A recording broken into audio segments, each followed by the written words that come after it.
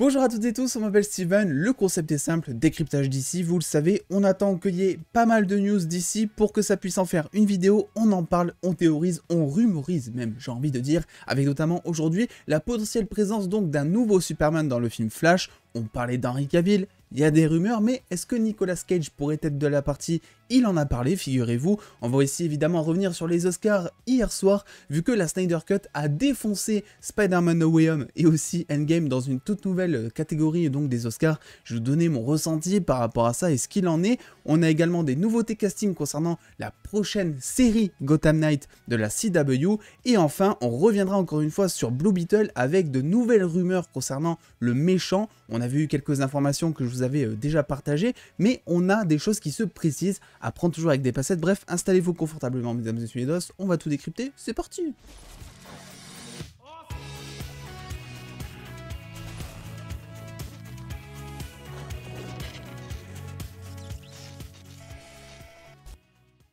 C'est peut-être le projet que tout le monde attend. Je parle évidemment du film Flash, qu'on attend pas forcément pour le film en lui-même, mais qu'on attend pour voir un petit peu ce que ça va faire dans ce DCEU qui en ce moment est assez bancal, hein, vous le savez. Il a été reporté, je crois, de près de 8 mois, The Flash. Donc voilà, c'est vrai que je vous en ai parlé aussi au travers de certaines vidéos déjà qui sont sorties il y a quelques jours. Et on imagine que ça pourrait être pour Restore de Snyderverse. Et aujourd'hui, on sait une chose, et ça on en est certain, c'est que le film Flash va également voyager dans le multiverse, ce qui va permettre l'incorporation de nouveaux personnages, comme par exemple celui de Supergirl interprété par Sasha Calle.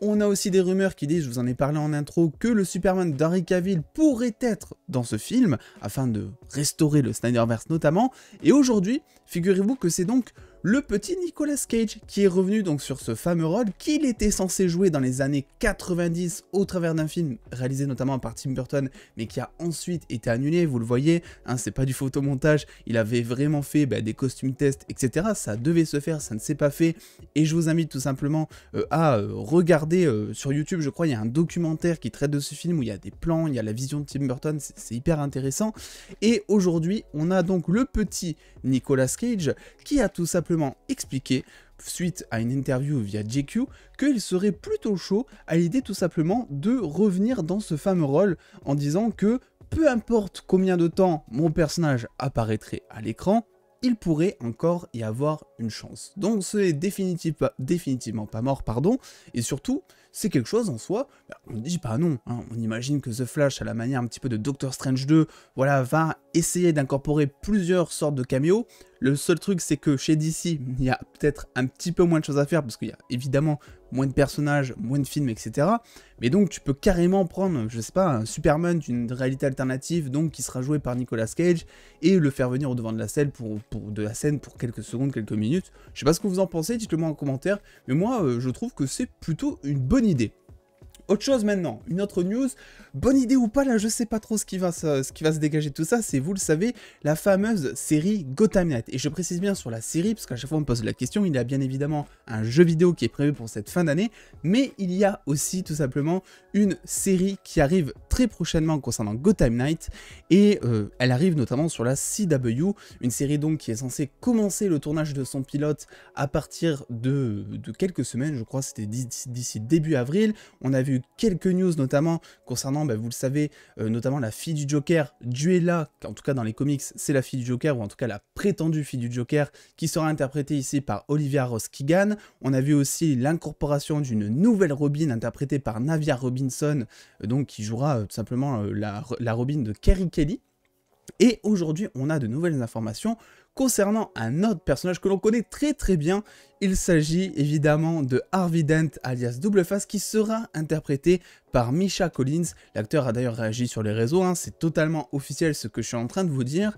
Et au vu un petit peu de quand se passe Gotham Knight, parce que vous le savez, Gotham Knight c'est dans un espèce de Gotham post-apocalyptique, j'ai envie de dire ça comme ça, ou en tout cas un Gotham où Batman est porté disparu, donc c'est un petit peu le gros bordel, ce qui veut dire que c'est un petit peu en fin de carrière de Batman, et donc j'imagine que Double Face, on le verra transformé, hein. Je m'attends pas à ce que Misha Collins soit en mode juste humain, il faut absolument qu'on le mette avec sa carrière de double face, etc. Sa carrière aussi de criminel qui est derrière lui, qui est maintenant fondée, etc.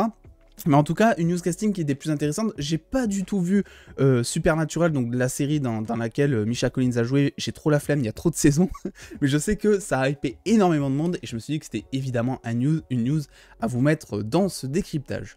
Autre chose maintenant, on va revenir un petit peu sur des propos de James Gunn, vu que vous le savez, la série Peacemaker, dont la critique est disponible d'ailleurs sur la chaîne pour la saison 1, je vous invite vraiment à regarder cette série, elle est incroyable. Bref, il y a une saison 2 qui est déjà prévu, hein, c'est officiel, et James Gunn est revenu par rapport notamment à la scène finale. Alors attention spoiler, si vous n'avez pas vu l'épisode final, passez les quelques minutes prochaines de la vidéo, vu que vous vous rappelez bien, on avait eu ce fameux plan montrant donc un caméo de la Justice League sans énormément de conséquences, hein, c'était juste pour faire un petit coucou, faire aussi comprendre, je pense, aux gens que Peacemaker était intégré à fond dans le DCEU, en tout cas ce qu'il en reste.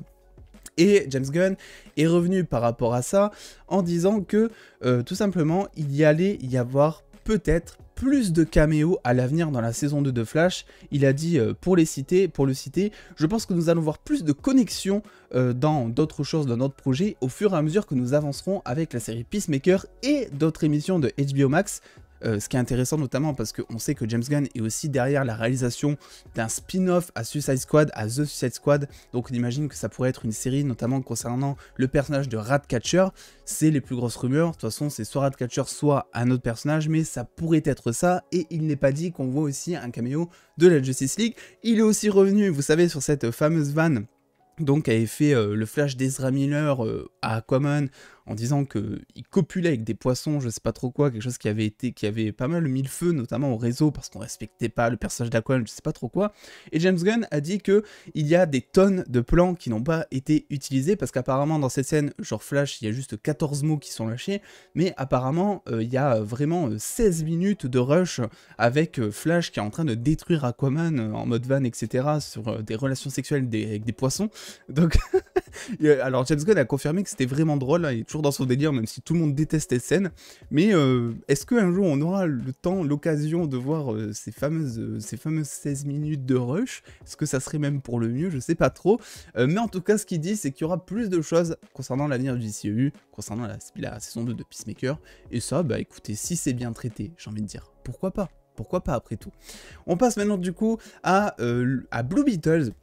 Vous savez, on en parle pas mal, moi c'est un projet qui m'a hypé énormément, un projet prévu maintenant pour août 2023 en salle de ciné, alors que de base c'était un projet prévu pour HBO Max aux côtés de Batgirl notamment, dont le tournage d'ailleurs Batgirl se terminerait d'ici une semaine selon l'actrice principale sur Instagram, on reviendra là-dessus une fois que ça sera le cas, et donc Blue Beetle, on a de nouvelles informations puisqu'il semblerait que le petit Blue Beetle se batte contre non pas un, mais deux méchants. Puisque oui, on avait partagé, rappelez-vous, il y a de ça maintenant quelques jours, quelques semaines, un rapport notamment de The Illuminati disant que le méchant principal de Blue Beetle pouvait être Lady Styx, je vous en avais parlé, une espèce de Darkseid on va dire, mais un petit peu plus minoritaire, et maintenant selon Cosmic Circus, donc il s'agirait de le faire combattre face à deux méchants, dont un qui s'appelle The Indestructible Man, donc l'homme indestructible en gros, et un nouveau personnage inédit appelé Victoria Cord. Et vous allez voir que c'est sur ce point que c'est assez intéressant. Alors pour revenir sur Mister Indestructible que vous voyez ici à gauche sur cette image,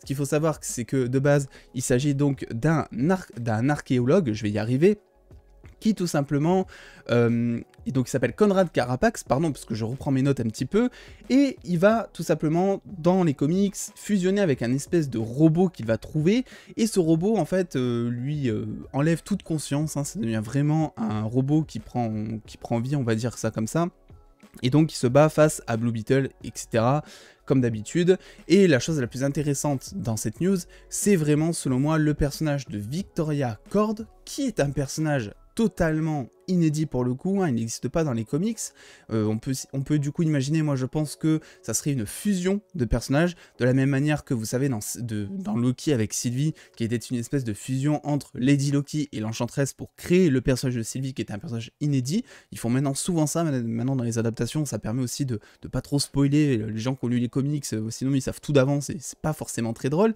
et on pense que du coup Victoria Cord pourrait être un mélange entre Lady Styx, selon les informations de casting dans The Illuminati, qui disait qu'il castait donc une femme assez âgée, etc., et Ted Kord, vu que c'est le même nom de famille, Victoria Kord, Ted Kord, c'est pas un hasard je pense, qui lui en fait est le deuxième Blue Beetle dans les comics. C'est assez marrant parce que finalement Ted Kord c'est de base un héros, et là Lady Styx c'est une méchante. On peut faire du coup un espèce de mélange des deux, avec ce petit scarabée extraterrestre, je sais pas comment ça pourrait se passer, mais ça pourrait être intéressant. Blue Beetle, c'est, vous l'avez sûrement vu, je me suis un petit peu emmêlé les pinceaux, mais c'est un univers que je connais pas tellement, et c'est pour ça que le projet m'intéresse énormément, donc comptez sur moi pour vous partager évidemment le plus de news possible que l'on a.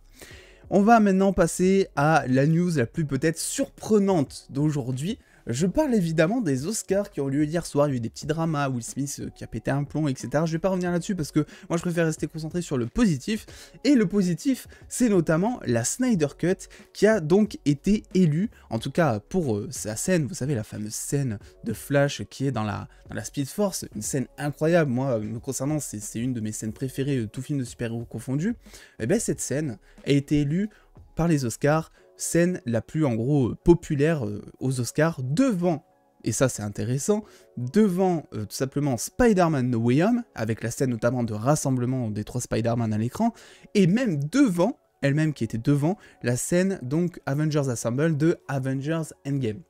Il y a eu beaucoup de bruit sur les réseaux, mais attends, mais c'est pas possible. Mais moi, personnellement, c'est vrai que, bon, la scène de Spider-Man No Way Home, je vous en avais parlé en critique, notamment celle-ci que vous avez sous les yeux, c'est pas quelque chose qui me procure une grande émotion. J'ai vécu énormément d'émotions devant ce film, mais la scène avec les 3 Spidey, la mise en scène, je la trouvais moyenne, etc. Donc c'est pas une scène qui m'a énormément marqué, c'est pas celle qui m'a le plus marqué dans le film en tout cas. Et par contre, c'est vrai que Avengers Endgame, cette scène, elle reste quand même incroyable, et j'ai été aussi de base assez étonné en me disant mais attends, mais comment ça se fait qu'une scène aussi incroyable passe devant la Snyder Cut qui est aussi incroyable, mais elle véhiculait quand même des années de rassemblement. Pour le coup, c'était assez symbolique cette scène, et tu disais mais comment c'est possible? Et en fait ce qu'il faut retenir, c'est que comme toujours, et ça bravo vraiment, c'est que les fans de Snyder sont ultra mobilisés sur les réseaux, vu que cette espèce de cheer Oscar, je crois qu'ils l'ont appelé comme ça, donc là, le fameux passage des Oscars avec la scène la plus populaire, etc., ne fonctionnait pas par vote de l'académie, mais fonctionne par vote des fans, notamment sur Twitter, durant toute la soirée des Oscars. Et donc en fait ce qui s'est passé c'est tout simple, c'est que les fans ont balancé le hashtag Justice League, je sais pas lequel c'était exactement, mais ils ont balancé ce hashtag à fond pendant les Oscars, et comme toujours, ils se sont unis. Ils ont été plus forts que la communauté Marvel, et ça c'est un truc qu'on peut pas leur reprocher, parce que c'est vrai que les fans de Snyder, eh ben, ça fait 3 ans qu'ils charbonnent, donc il faut pas s'étonner. Et donc quand on vient me dire sur Twitter, quand je partage la news, que c'est ultra pas mérité, parce que Avengers Endgame c'était incroyable, parce que Spider-Man No Way Home c'était incroyable, j'en sais rien, bah si, pour ce cas-là c'était mérité, vu que c'est les fans qui ont travaillé pour. Et moi je suis ultra content de voir un film comme la Snyder Cut, qui n'est pas considéré comme étant, on va dire, officiel, j'ai envie de dire. Et voilà, il n'est pas sorti en salle, etc. Enfin, c'était compliqué, c'est pas un film, en tout cas, de la même envergure que No Way Home, ou qu'il n'y a pas eu autant de promos, etc. Je suis ultra content, du coup, qu'il y ait eu cette petite promotion aux Oscars, parce qu'en plus, ça va favoriser les choses à changer. Warner, bon, on le sait, moi, je suis plutôt favorable au restore de Snyderverse, etc. Mais je pense que ça peut aller dans le sens justement de Warner Discovery, à se dire ah bah oui, mais finalement ça peut contribuer au fait que ah oui, on va faire la Justice League 2 et 3. Et ça met un coup de pression, mine de rien, parce que un film comme ça qui passe devant un monument comme No Way Home et un monument comme Endgame, ça montre quand même que derrière il y a des fans et donc beaucoup de pognon à se faire. Donc du point de vue d'un studio, ça c'est très cool. Bref, dites-moi ce que vous pensez de tout ça. Selon vous, que pensez-vous d'ailleurs de cette fameuse scène autour de la Speed Force de Flash? Moi je la trouve tout simplement incroyable. Je vais remettre l'image, j'ai pas la scène évidemment, mais voilà, elle est épique, elle est incroyable. N'hésitez pas à me dire si vous l'aimez. Qu'est-ce que vous pensez aussi de la fameuse scène de No Way Home? Est-ce que pour vous c'est quelque chose de mérité, qu'elle se retrouve après la Snyder Cut? Vous le savez, les fans ont voté, donc normalement, il n'y a pas de débat. Bref, vous pouvez suivre toutes ces news, parce que là c'est vrai que c'est un peu en retard selon certaines news et tout. J'attends, vous le savez, d'avoir plusieurs news pour en faire une vidéo, mais toutes ces news, au moment où elles sortent, je les partage sur Twitter et Instagram, donc n'hésitez pas à venir m'y rejoindre évidemment. On se retrouve très vite du coup sur les réseaux, mais aussi sur YouTube pour un nouveau décryptage Marvel qui devrait arriver d'ici quelques heures. Et en attendant les dos, prenez soin de vous, faites-vous bien kiffer, des bisous les dos.